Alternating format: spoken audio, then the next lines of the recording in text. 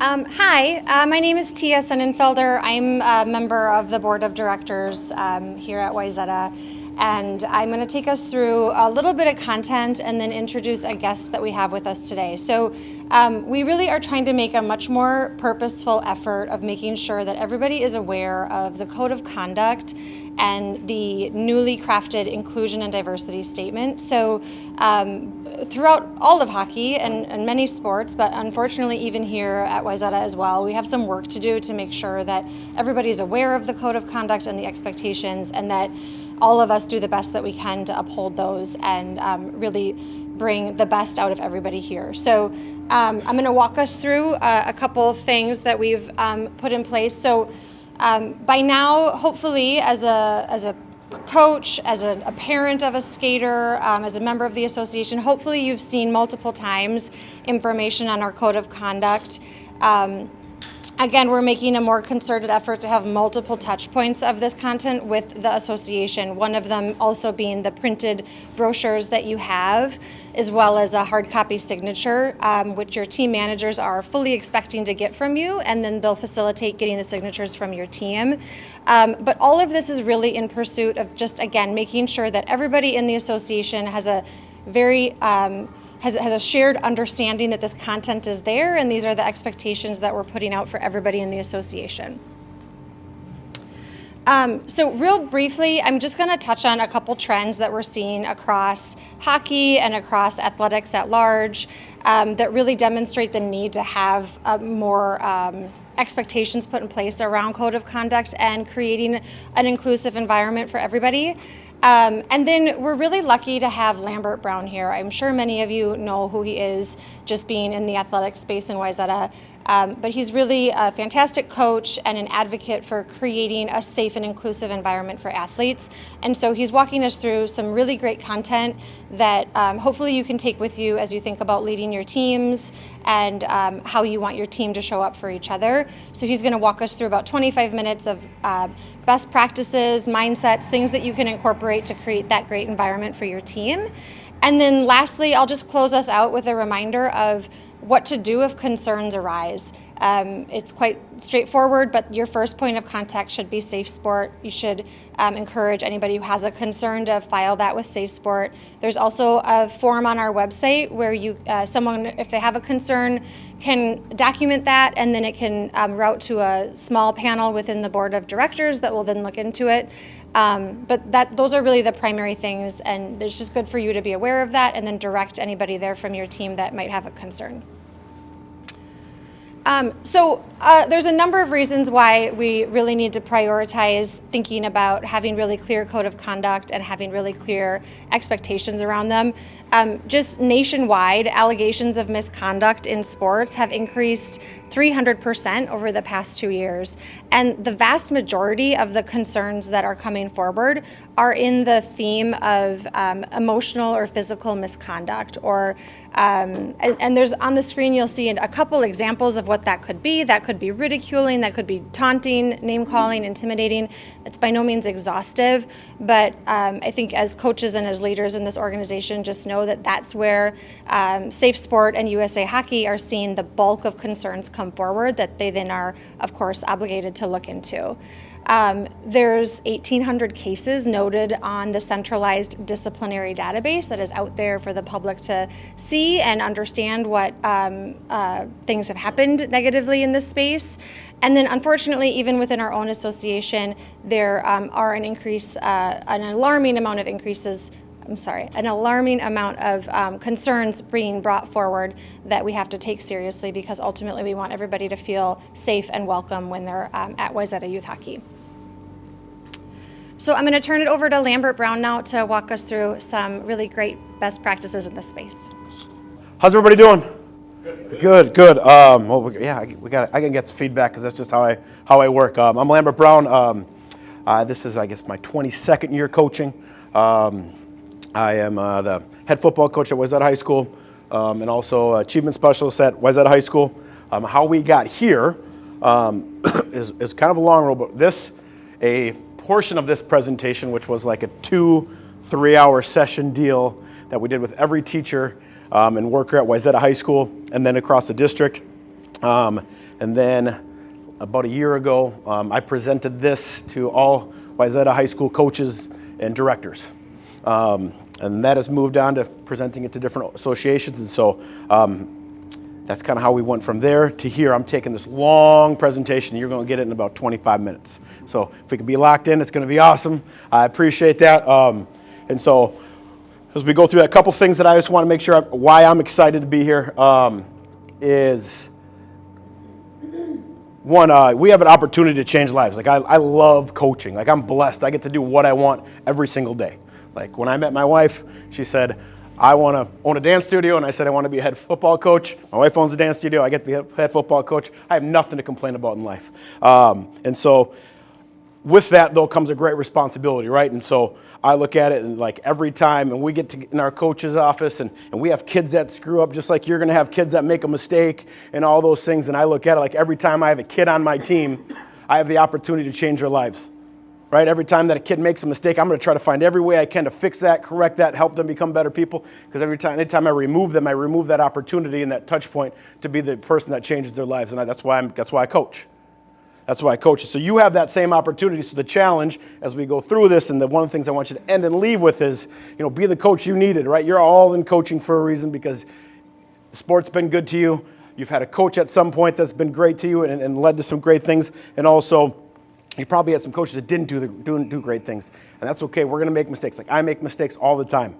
I'm not going to do everything right. I don't think anybody expects you to do everything right, but the thought process of the fact that we've got this great opportunity to change lives. And what that starts with is, in my opinion, looking at the way that we perceive our kids and what we bring to them. And so what that means is we all have some type of internal bias, right? Like that's just how we're wired. And so what we do know, though, is how we coach kids starts with us.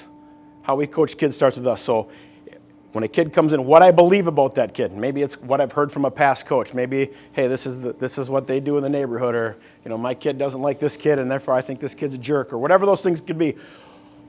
Those things, my belief about somebody affects the way that I act towards them. Okay? It's just the way, right? It's the way it is. So the way that I think about somebody affects the way that I act towards them. That then impacts the way that what they think about themselves, and then they're going to give that back to us. And so when I look at coaching and how we get there, the ownership of being the empowered adult and the one that can show somebody that there's greatness within them, no matter what that may be, that's on us. That's on us. We can't pass that up. And so when we're thinking about that, then we're working with our kids and think about, as we're working with somebody, am I going into this, hey, I just think it's because of the way this kid is, or the way that I perceive this kid. And if I am, that's okay. Like, it's probably going to happen, right? It's probably going to happen, but do I have the ability to interrupt that and say I'm going to do other things? And maybe if I pour into that kid and show them what I believe that they can do and show them their path to greatness, that will allow them to show different behavior and lead us to what we need. So I'm going to talk a little bit about microaggressions. Right now I'm going to go through the definitions fairly quick because I want to spend more time on how to respond.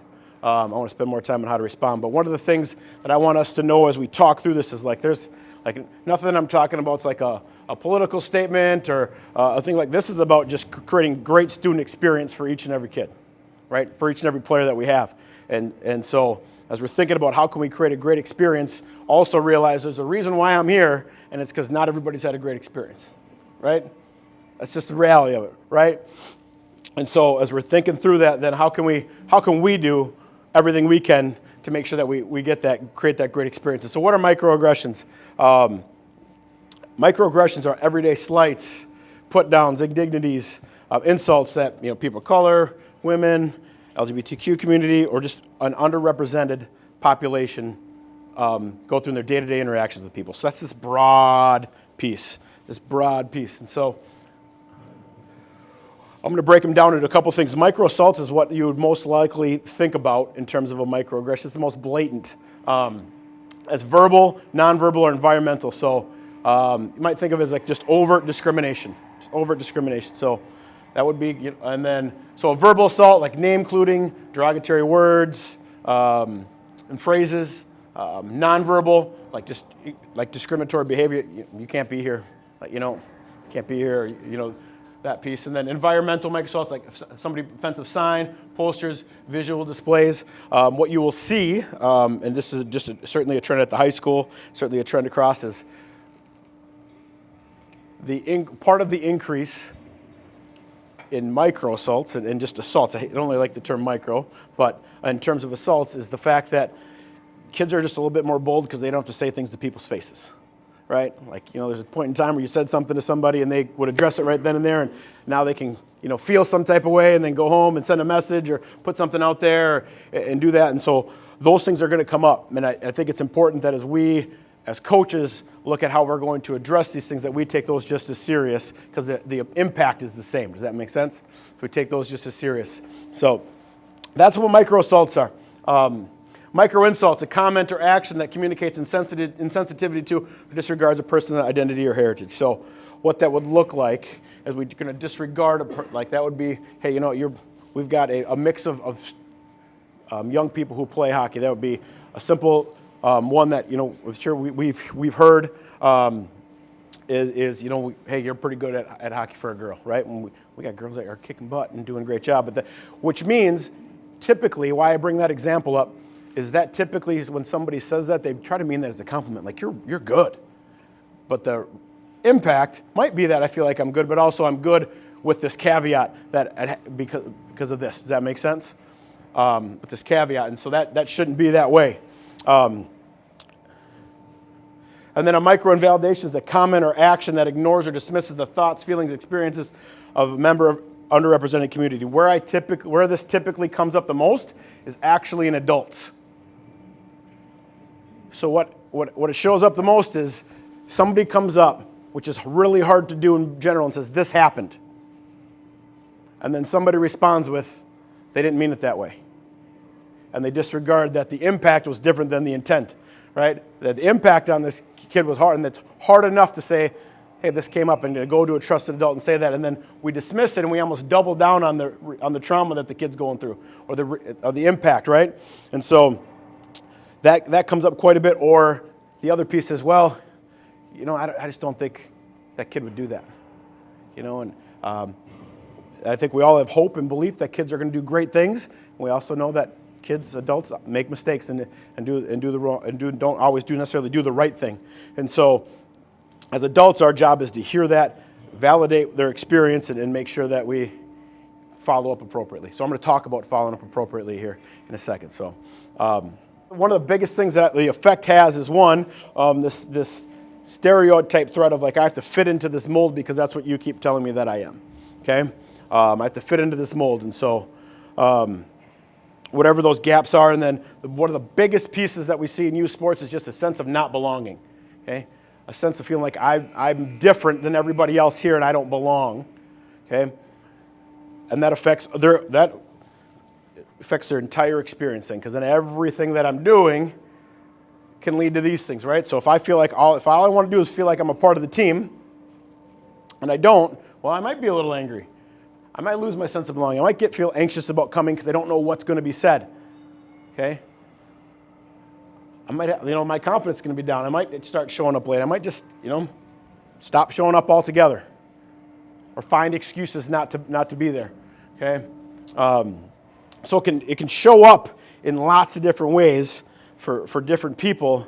But all that really revolves around if I don't feel like I belong on this team and I'm different than everybody on this team, and I don't feel supported. Okay? So here's what I'm going to spend most of my time on here. I don't expect that when you leave here, you're like, hey, Johnny, you said this, and that is a micro insult, and this is why. Like, that's not the purpose of why I'm here. Here's what it is. If an interaction happens and it doesn't feel good, our job is to address it, right? If it doesn't feel good, our job is to address it, and our job is to address it now. And so when we think through that, then this Raven approach, we'll send this out. So like, you don't have to have it, but I'd say like anything, like if you know, which is probably going to happen at some point, that you're going to have to redirect, everything takes practice, right? Everything takes practice. So if the only time you look at this is today and you leave, and you're like, wait, what's the best way for me to do this? Well, I'd say I'd take some time and look at this, be prepared, because these are uncomfortable for adults just like they are for kids, right? But we have to live in a little bit of productive discomfort as adults because that's our job, right? That's what we signed up for when we put the title of coach in front of our name. So one of the things, so if we see here of an interaction, one of our most important action to do right away is just to redirect. Okay, redirection can look a couple different ways. Okay, one could be you might hear something after the fact, right? Hey, something happened in the locker room, somebody comes and reports it. Okay, that redirection could look like, hey, I'm calling somebody in, this got brought up, and I'm going to call somebody and talk to them about the impact and talk to them about what happened. Does that make sense? You might be on the ice and you hear something that you know is not okay. Okay, then you'd have to make some professional judgment here. What does that look like for what I need to do? Hey, did everybody hear this and it's egregious enough that I need to stop practice and hit it right now, right? Stop practice and hit it right now.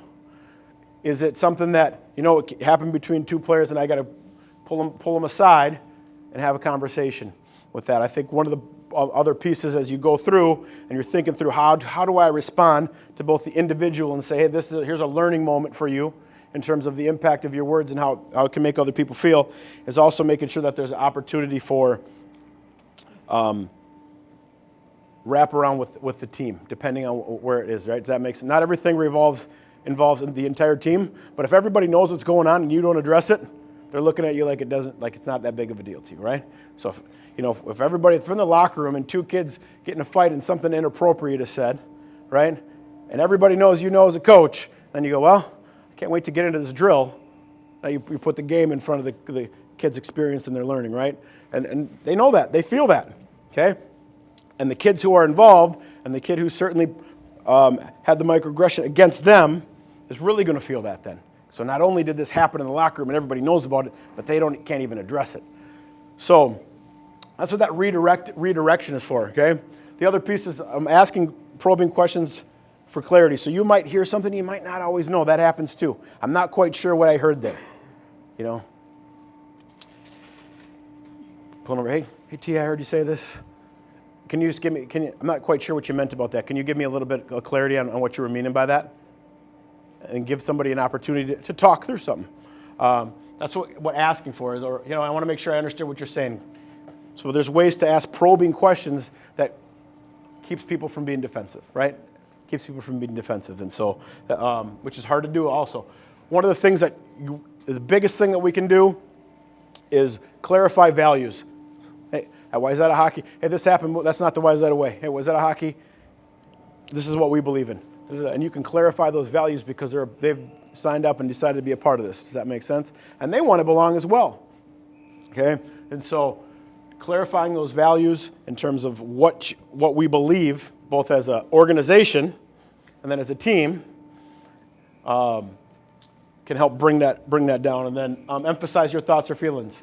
So in that, hey, in my experience, hey, this, or hey, have you thought through how this comment could make one of your teammates feel? Hey, I know you don't want to be a bad teammate.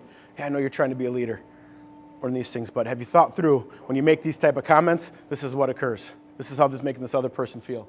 Okay? And then next steps, reflect, decide what to do next time you encounter it. So that's part of this whole piece too. Some teams are going to go through the year and have minimal pieces of this, and some teams are going to have more. It's all going to depend on your player makeup. That's the reality of it. So, but I know this, if I don't know what's going to happen, I'd rather be prepared.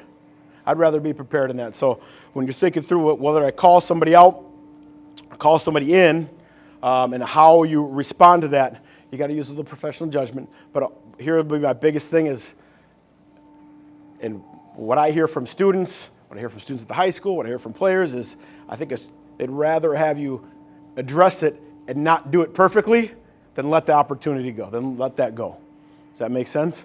So I'm not stressed and I would not worry about, hey, am I gonna follow each and every step of the Raven approach? Like I do this every day. I don't follow each and every step every single time, right? I figure, what's that situation? What does it require of me to make sure that we're growing, and more so that the student learns what the impact of what happened, right? So the player learns, hey, this is the impact of your words and your actions on your team and your teammate.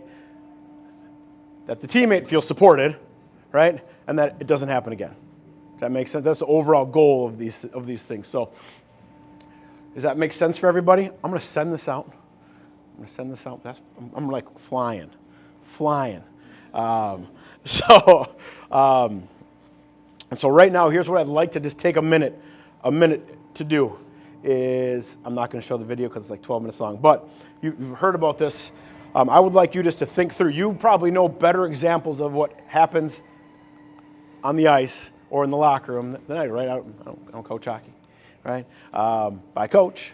So I'd like you just to, with somebody around you, just think through, hey, what's an example? Create an example or a scenario within, and then think through how you would respond, right? Because I think one of the pieces that I know about this about myself, when I don't practice or think through how I'm going to respond, I can let emotions get me. Does that make sense? And then the response isn't the way that I want. So I have found that I'm better when I go, hey, like I got a question, like I tend to say, hey, like tell me more about that. Like I'm confused on what you're trying to say right here. Tell me more about what you mean. That helps me breathe a little bit and think about how I'm going to respond, especially if it's something egregious, right? And so I think thinking through those things. So let's take just a couple minutes. How's that? Let's take a couple minutes within your group here. Find a couple people, think through a scenario that could happen on the ice or in the locker room and how you would respond. Let's go. The Raven approach, as you think through this, right, and the redirect, that is, hey, something happens outside of us, I hear it, right, and then also, the claim approach is another approach here. This approach is, hey, somebody brings something up to you, right? I think this is an approach you can use, whether somebody talks about how you're coaching, somebody talks about the experience that they're having, somebody talks about maybe something that you said, right? All those things, right? A microcrash, whatever that would be, right? Here's an approach that you can use and how to best respond, okay? So that first part of that is calming yourself, right? And so thinking through, like, I mentioned this, like if I'm not prepared and somebody says something, I might have reasons for it. I might, I've probably got maybe deep belief in what I'm doing, but being able to calm myself so I can hear what the other person's saying, okay? So calm my defenses, be able to actively listen and focus on learning. So if a player's coming up and they're talking about their experience and something that's happened and you're a part of that, right? And you're a part of that, okay, creating that negative experience if that happens, right? Hopefully it doesn't, but if it does, okay, listening for empathy rather than listening to respond, okay, makes a big difference, right? We can work through a mistake that's made, or maybe something that was said that didn't come off the right way, right? Like everybody's different. Like I'm a believer in like my program. I tell coaches all the time. Like I coach football, right? On the football field's not the place for sarcasm. You got jokes and that because everybody's locked in, and we got 140 kids that are all competing for a spot. And every time you make a joke, you might be kidding around, but they're going to take that to heart and go, man, coach might really feel like that, somebody breaks a run or something like, oh yeah, take off the hitch, or like that. You might be joking, you think it's funny, and the kid's going, dang, coach thinks I'm really slow. He ain't going to play me. So like I'm a believer in that. Like there's no place in sarcasm on a competitive field, right, or on the ice, okay, in a competitive endeavor, because we lose the ability to how they're going to take that, right, in competitive situations. So then I'm listening then to hear, hey, what is the impact of that, okay? And then I think the biggest piece, own it, okay? You don't have to say, hey, this is what I meant, like I said this to you, and this is what I meant, or you didn't take it the right way. That's okay. Hey, own at least, at minimum, own the fact that what you said had that impact. Does that make sense? Hey, I apologize. What I said wasn't appropriate, and that clearly led to a negative experience for you. I realize, that's a big piece to building and repairing a relationship, and a player wanting to come back and play again next year, right? Everybody here is youth, correct? So like when I talk to our youth football coaches, I know a coach comes and talks like, my biggest thing for our youth coaches is it's a success when the kids come back and play next year, right? When the kids come back and play next year. So what I do, when I look and go, all right, what teams have a bunch of kids dropping out? Kids got a bunch of kids dropping out. I want to figure out why, right? And so typically it's not about skill level. Typically it's about experience, right? Typically it's about experience. And so, and then how might you seek to repair harm without asking more for them? So the hard part is, like, our players' responsibility isn't to educate you as coaches, right? If you're unsure about what you said and how that had the impact on somebody, talk to somebody else. Call me. Talk to somebody. Look it up on the internet. Hey, I don't quite understand this. I'm going to try to look it up and see. There's plenty of ways to do that, but it's really difficult for a kid to have to not only address something that's having a negative effect on them, but also be responsible for the learning of an adult. Does that make sense? But also be responsible for the learning of adult. So then inquire, like, it's okay. Like, I think some of the best times of growth for me as a coach was doing something that I didn't feel great about and going, hey, like, this happened, like, how could I handle that better? Right? And just talking to somebody else, you know, or if I'm leaving, I'm going, oh, that's sitting with me. Like, you drive home and you go, oh, I don't know if that went the way that I wanted it to. Just calling somebody else, you know, that maybe somebody else that's on the, you know, another coach or somebody else to go, hey, like, what was your perspective on this? You know, and typically if I don't feel great about it, I got an obligation to address it, right? I need to address it. There are plenty of times I call kids in my office and say, and it might be, you know, in the locker room beforehand, or, hey, can you come a couple minutes early? I just want to chat with you, or whatever. And just say, hey, like, this happened at practice yesterday. It didn't feel great. I don't know how it felt for you, but it didn't feel great for me. Can we talk about it quick? You know, just to make sure that I'm not missing that. So, you know, I tell kids, like, the only things I don't care if they like me. Okay, I got enough friends. Okay, I don't need many more friends. Okay, but I want them to know that I pushed them to reach their potential. Push them to reach their potential, and I cared about them, right? I cared about them. So, and then move forward, okay? Best apology is to not make the mistake again, okay? Best apology is not to make the same mistake again. So thinking about, hey, and now that I know better, how can I do better? Okay? Now that I know better, how can I do better, and continue to push that forward. So, you know, I'm not a big, like, you know, apology guy in terms of, like, hey, sorry is great, but the best apology is to not do it again. It's to change the behavior, okay? Best apology is to change the behavior. So when you're thinking about that, and this clean approach is really, there's two separate sets of things we're talking about. You hear it and the obligation to address it, okay? I hear something happen, or somebody comes and reports something afterwards, and making sure that I'm doing everything I can to have a great player experience, and that they know that I care about them, and addressing it. And then somebody says something that you did, right? Which is often harder, so I do it second. Okay? It's often the harder part, because we know, like, I know you're all in this room because you care about kids. You're here, you're like, nobody wakes up Sunday morning and says, I can't wait to do, like, you know, you could be doing anything else in the world, and you chose to show up and be here for kids. That's a big deal. And that's a big deal. And so we know that, and sometimes when we know what our purpose is or why we're doing something, and our actions don't align, it doesn't feel good. We want to defend why we're doing it. Okay? I'm going to encourage you to put those defenses down and hear what people have to say.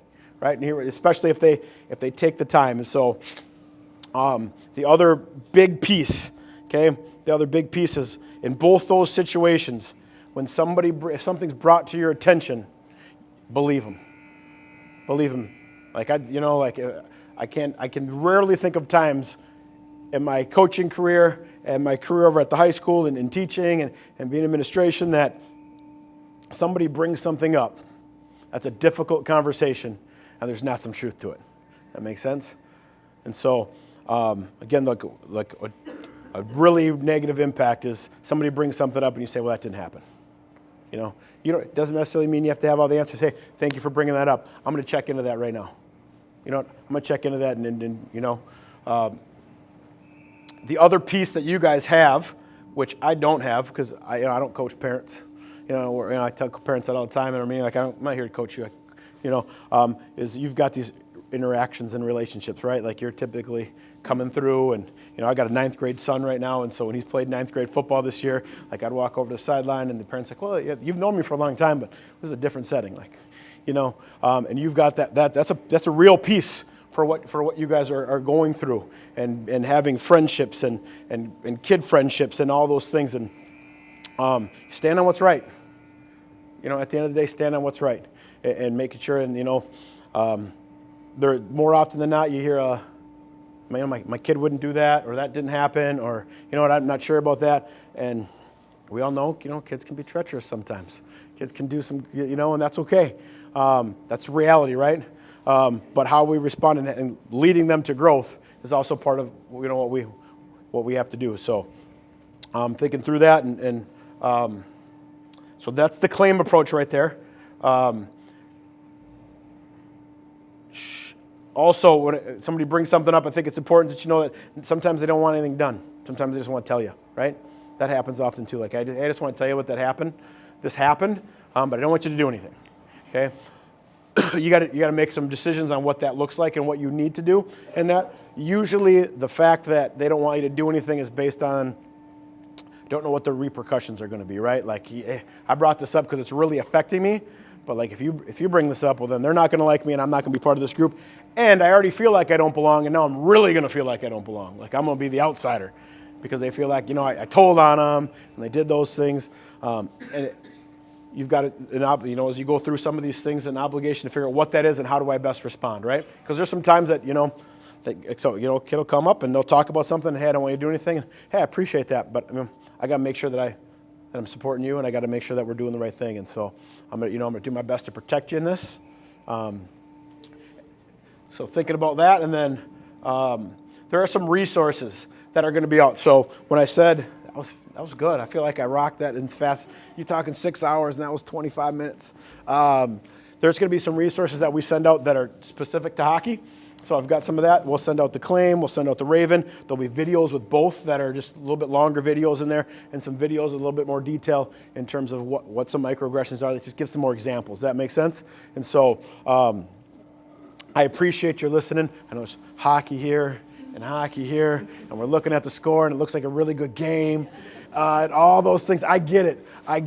And so all that's awesome. The skills that you're going to go learn after this, awesome. It's all really good things. Okay? But if I want a player to learn the skill, and I want a player to take my coaching, okay, and I want a player to move forward and have deep belief in me that I believe in them, okay, this coaching the person has to come first. Coaching the person has to come first. And so they scored. But it's okay. So I just want you to think through that, though. And again, I appreciate that. I wholeheartedly believe in this. And I hope you guys put it in your heart somewhere that you've got an incredible opportunity to change a kid's lives. I think about a couple coaches that I had growing up that made such a deep impact on me that I couldn't wait to be a coach, right? And so every day I'm fighting to be that guy for somebody else, right? I'm fighting to be that guy for somebody else, and I hope you guys go out there on the ice and everybody here goes on the ice and fights for that because you got a deep impact. And so I appreciate you. Thank you for your time. And enjoy the rest of what you got going today. Thank you.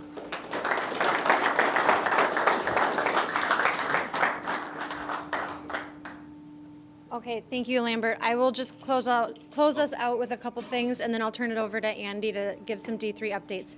So I don't usually like to read a slide to you. Obviously, you can read this, but it is super important. So I'll just take a minute so that we can all hear our inclusion and diversity statement together. So at WYZETA Youth Hockey, we are committed to cultivating an environment where diverse backgrounds and experiences are welcome.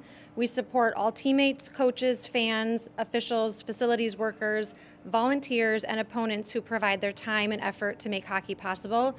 We believe all of our interactions should be safe and inclusive of all walks of life, regardless of race, color, religion, national origin, gender, disability, sexual orientation, or socioeconomic status.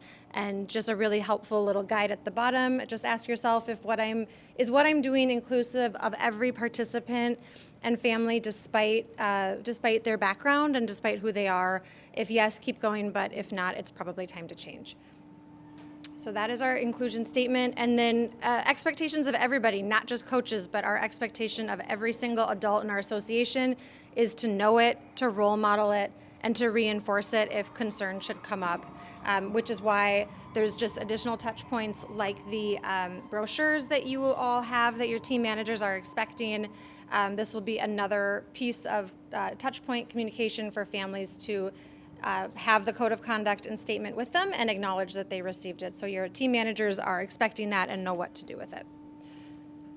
And then lastly, I mentioned in the beginning, but there's multiple ways to support if if a concern comes up. So you can always direct someone to Safe Sport to file the concern that way. There's a form on our website that under Code of Conduct where people can submit a concern that way, or it can be brought forward to the Board of Directors directly as well. And Andy will touch on another way to share concerns too.